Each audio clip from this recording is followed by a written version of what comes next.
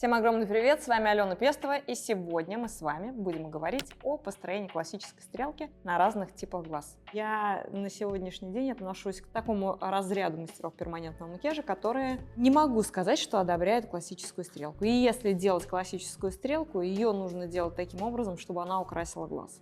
Форма, цвет. Ну и, конечно же, запрос клиента очень должен отвечать всем стандартам. Сегодня на примере мы рассмотрим с вами 3 типа внешностей, как бы я построила форму и, конечно же, как бы я работала, об этом тоже обязательно расскажу. Здесь представлена клиентка, у которой восходящие глазки, то есть внешние углы глаз гораздо выше в отношении внутреннего угла глаза. Есть стандарты, которые мы должны здесь применить, когда мы будем рисовать классическую стрелку. Если у клиента запрос классическая стрелка, спорить мы с ним не будем, будем выполнять классическую стрелку, которую я сейчас буду рисовать на планшете. Все мы с вами любим тот формат стрелок, который приведет форму глаз в миндалевидную форму. Здесь прям видно на данном типе внешности, не только у этой модели, практически у всех одно веко чаще нависает. И есть определенная такая кожаная складка, которая будет ломать и взламывать эту стрелку. Чтобы это не происходило, конечно же, формат рисунка должен соответствовать строению глаза. Когда глаз восходящий у нас, наша задача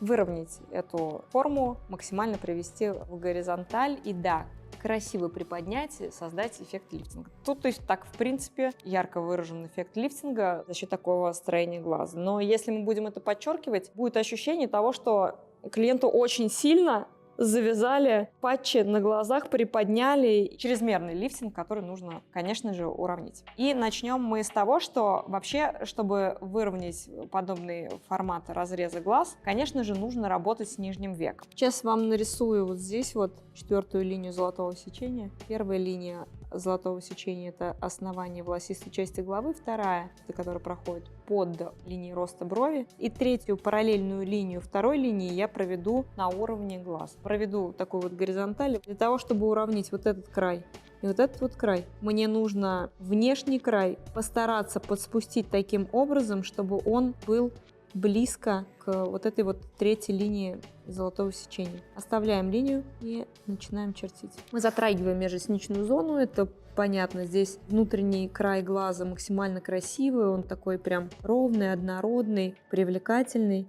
И здесь можно прям очень хорошо подчеркнуть всю слизистую глаза. Вот смотрите, я веду классическую стрелку, подчеркиваю внутреннюю слизистую внутреннего угла глаза и завожу ее к зрачку. И обращаю ваше внимание, что здесь я немножечко подспускаю зрительно от внешнего угла межресничное пространство и классическую стрелку. Есть еще вот такая вот диагональ. Продолжение нижнего века.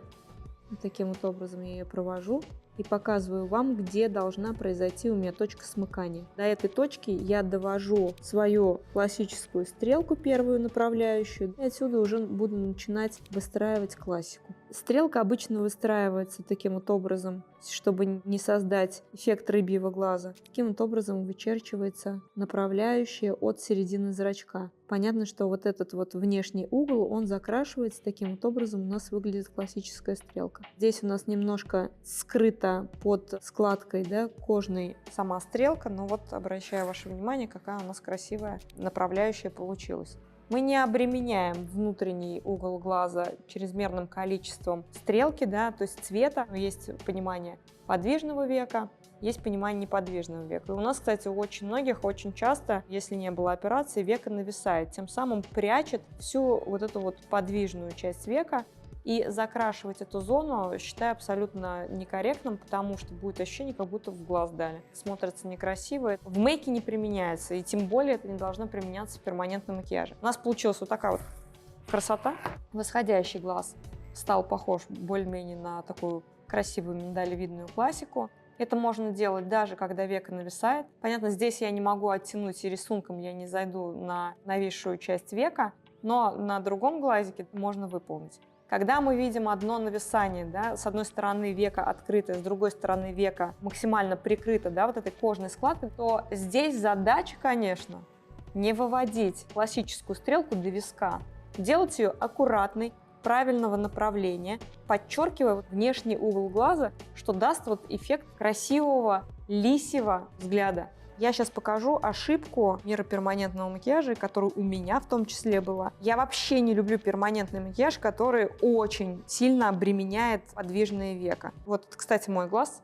До операции еще таким-то образом он выглядел. И мы видим здесь кожная складочка максимально ломает стрелку. Такой татуаж носится 10-15 лет. Старость не за горами, и моменты гравитации и птоза, они настигнут всех, и стрелка из максимально восходящей превращается когда-то в грязь. Я хочу прям показать, да, на камеру, как выглядит стрелка тоже, которая, скорее всего, сделана лет 20 тому назад. Бог с ним, с цветом. Любой Carbon Black в веках, который находится длительное время без корректора, превратится когда-то в синюю. В очень яркую, насыщенную стрелку, но все равно с синим подтоном. И если бы у этого эксперта было немножечко по-другому выкрашено веко, я прям закрашу, уберу излишки и попробую покрасить немножечко по-другому. Вот таким вот образом я закрашу старые веки, оставлю один глаз и постараюсь перекрыть новой стрелкой, которую я бы рисовала. Люблю классику такую красивую. В продолжении века нижнего с выделением внешнего угла, с закрашиванием межресничной зоны по внутренней слизистой, особенно если у нас глазки округлые. Здесь вот я дорабатываю межресничное пространство, тоже показываю вам сразу же, как выглядит века и как выглядит классическая стрелка необремененная. Глазки совершенно другой формы, нет обременения цвета. И обращаю внимание, кстати, что округлый глаз уже не выглядит таким ярко выраженным, красивый девочкин вид. Я считаю, что да, раньше работали так. Во-первых, раньше не было возможности отрабатывать очень тонкую линию, потому что, во-первых, оборудование не позволяло это делать. Раньше там были тройки, иглы, которыми мы пытались сделать классическую историю, да, и никак не могли попасть в контурную линию. Поэтому все линии были, довольно-таки грубые. Понятно, здесь еще возраст свое дело сделал, да. Стоит помнить о том, что вот такая вот история с аккуратной стрелкой, она будет выигрышной во все века. Во-первых, ее удалить легко и просто. Шлепнул только край. Межресничка, если сделана красиво и корректно, она не требует каких-то подправлений, она сильно не растекается. Сделали аккуратно, отработали, получили классическую стрелку. И если вдруг со временем, когда случаются с нами возрастные истории, просто удалили внешний край и переиграли, сделали новую форму. Еще покажу один формат, который здесь также можно отработать. Во-первых, всегда нужно спрашивать, да, что хочет видеть наш клиент. Хочет ли клиент декоративную стрелку, либо хочет очень тонкую стрелку. Как он это видит? Можно делать и теневые растушевки верхнего века при помощи красивых теней. Здесь можно пошире сделать, да? Можно расширять стрелку при помощи теневых эффектов. Классика остается максимально плотная и насыщенная. Сверху, если хочется создать больше декоративного эффекта, то туда можно добавлять тени. Тени, кстати, очень здорово можно сделать при помощи пигментов, которые через определенное количество времени выйдут в ноль из кожи. Такая-то уже история пропагандируется. Сейчас покажу тень, которую можно здесь также доправить. Можно расширять красивой мягкой растушевкой наши веки и не обременять сильно цветом. И вот так вот по внешнему краю аккуратненько я достраиваю цвет, и у меня получается очень красивая история. Это вот на круглые глаза подходит, но вообще на самом деле подобное строение стрелки я использую практически на всех. Можно отрабатывать также, затрагивая нижнее веко, да, достраивать. Можно направление стрелок менять, делать глаз, если он довольно-таки короткий, то можно удлинять при помощи прямой стрелки сам глазик, и будет очень красиво смотреться. Чаще все-таки клиенты приходят, у них есть свой запрос, я крашу вот так, и я говорю всегда, берите карандаш, покажите направление, которое вам нравится. И там мы уже просто доправляем по каким-то своим стандартам, по правилам, делаем классическую стрелку. Это была ошибка, это моя работа. Этой работе лет 14, наверное. Это одна из первых моих клиентов, которая просила сначала классическую стрелку, потом она пришла и сказала, я еще поярче хочу, я ей еще сверху нашарахала. Сейчас она уже живет в Москве, ходит к нам в студию удалять. Слава богу, не винит меня, когда видит, как говорится, не плюется и камнями не кидается, но я считаю, время прошло. Раньше это было модно. Сейчас время поменялось, и все, что мы делали много лет тому назад, слава богу, хоть удаляется, это можно удалить. В правилах перманентного макияжа, в эскизировании это все тоже очень сильно поменялось. Но это продолжают делать в различных районах, это просят клиенты, а мастера, конечно, с целью того, чтобы заработать деньги, конечно же, ведутся на этот запрос. Считается ли это ошибкой? Сейчас я могу признать, да, это моя ошибка, но она, по крайней мере, не расплылась, она такая аккуратная, синенькая. Сейчас рассмотрим другой вариант классической стрелки. Вот на таком. Девчата, у которых максимально неподвижное веко закрывает подвижное веко. И у них, кстати, тоже есть запрос, я хочу там классическую стрелку. Но если они ее красят, давайте сделаем классическую стрелку. Здесь нет вообще смысла выводить за пределы слизистой широкую классическую стрелку, не нужно, да, выкладывать цвет. Но межресничка здесь все равно должна быть затронута. Ну, давайте также покажу вот эту вот горизонталь, которая должна у нас появиться. Вот эту вот точку сместить ближе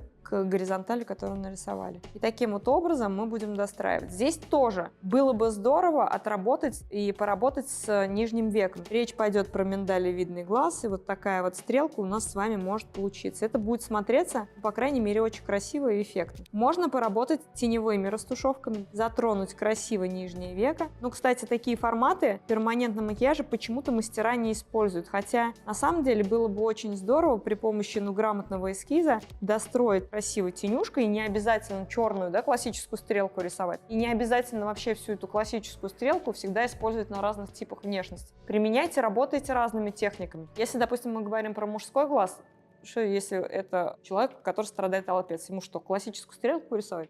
Ну нет, конечно. У детей тоже, что, классическую стрелку 13-летней рисовать или 10-летней девочке? Конечно же нет. И не всегда было бы прикольно там отрисовать межресничное пространство мужчине с аллопецией при помощи плотной контурной линии. Все-таки классическая стрелка — это плотная, четкая линия, которая проводится, которая остается видна. То есть задача, в принципе, классической стрелки — что-то декоративное воссоздать. Классическая стрелка — это не панацея. Если клиент просит, задача каждого мастера — подобрать правильную технику и правильный эскиз в отношении запроса клиента и строения глаз. Очень много уроков есть у нас по техникам, по теневым растушевкам, по классической стрелке. Обязательно смотрите, подписывайтесь, покупайте эти большие мастер-классы и обучающие курсы. С радостью отвечу на вопросы после просмотра. Если запрос — это миндалевидные красивые глаза, которые хочется европезировать максимально, то, конечно, здесь также работа встанет и с внутренним углом глаза. Хочется вытянуть, да, вот этот вот тупой внутренний угол, такой нисходящий, грустный, натянутый, реально похоже на азиатское строение. Я бы здесь поработала также с внутренним углом глаза, вытянула бы его, пошла против всех правил, которые дают на базовом курсе, заходи только в межресничное пространство. То есть есть те женщины и те клиенты, которые просят прям сделать миндалевидный красивый глаз, как она красит. Приходит она с красивыми такими стрелками сзади, и, собственно, это можно воссоздать на этом веке, используя правильную технику и правильные пигменты. И не обязательно, да, работать здесь карбон блэком. Здесь можно отработать гибридными пигментами коричневого цвета, оливкового цвета и не утяжелять тем самым такие красивые глаза. Здесь вот еще можно красиво растянуть. Можно поработать в сочетанных техниках. Это и классическая стрелка где-то в углах глаз и по нижнему, и по верхнему пространству. И здесь вот прям по верхней части я бы также добавила теней красивых, чтобы затемнить угол глаза. И также можно немножечко добавить межресничную зону по нижней части. Еще одно веко, которое я покажу, это нависшее веко, и есть складка на внешней границе, внешнем углу глаза. И сейчас я ее хочу разобрать. Давайте рассмотрим классическую стрелку. Здесь у нас есть вот такая складка. Представьте, очень многие мастера вот таким вот образом по этой складке выстраивают классическую стрелку. Не очень симпатичный мейк получается. Здесь эту стрелку мы должны абсолютно умело обогнуть, обойти и придать шарма нашему глазу. Во-первых, когда я рисую на подобных глазках, я очень красиво, аккуратно оттягиваю угол глаза к волосистой части головы, туда, к виску, и приподнимаю эту стрелку и обхожу ее. Я не повторяю ее, я чуть-чуть остаюсь выше над ней, не делаю слишком огромную теневую или же классическую стрелку, отрабатываю межресничное пространство, остаюсь аккуратно в складке, закрашиваю веко. Кстати, стрелки классические, они могут быть и острые, и затупленным углом, да, по-разному их выводят, не обязательно там должен быть очень острый край, то есть можно создавать красивое затемнение глаза при помощи толстеньких стрелочек. Такая вот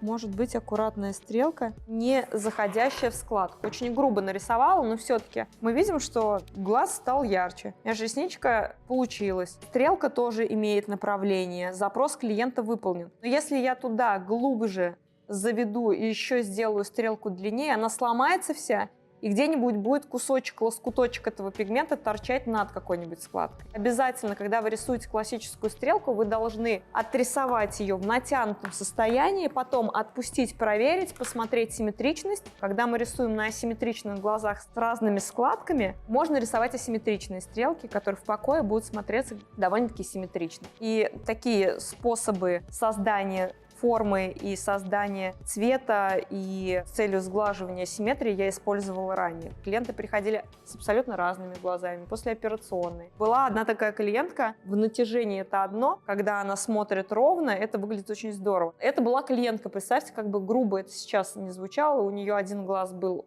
выпуклый, а один глаз, зрачок смотрел в другую сторону. То есть представляете, как можно при помощи перманентного макияжа каким-то образом сгладить врожденные несовершенства. И мы это делали, и это получались абсолютно две разные стрелки. Потому что выпуклый глаз, да, нужно было межресничку очень четко прорисовать, а на другой, наоборот, сделать прокрас над верхним веком с целью того, чтобы глаза смотрелись более-менее одной ширины и одной формы. Все, что угодно можно делать при помощи художественных рисунков, можно действительно украшать внешность наших клиентов. Если вам хочется еще каких-то здоровских разборов, вы присылаете мне в личку фотографии глаз, которые нужно разобрать. Я выхожу обязательно еще с одним уроком, еще с одним разбором, и мы разбираем с вами, как выстраивать в таких глазах. Я надеюсь, было очень интересно, здорово, вкусно. Смотрите следующие уроки. С вами была Алена Пестова. Обожаю глазки, но их не делаю больше, потому что глаза — зеркало души. И какой бы ни был запрос, конечно, я его иногда не удовлетворяю.